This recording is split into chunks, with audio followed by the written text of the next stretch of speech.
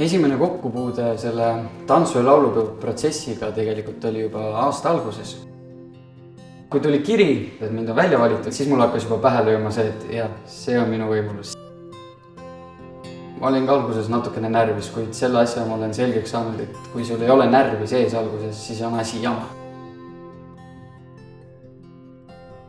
Ma võin paista väga tark, et väga ainult asjaliku jutt on ja väga tõsine, siis tegelikult armastan sellist seltskonda, kus nagu tõesti kõik on vabad ja me räägime ükskõik mis teemadel. Kui ma kirjeldaks ennast, siis ma ütleks tõesti, et naerev isiksus. Kui sa ei proovi ega kui sa ei katseta, siis sa lihtsalt ei jõua kuskile. Minu maa. Minu maa. Minu keel. Minu juures. Minu kodu. Minu aeg. Minu aeg. Minu inimesed. Mina jään. Mina jään. Mina jään. Mina jään.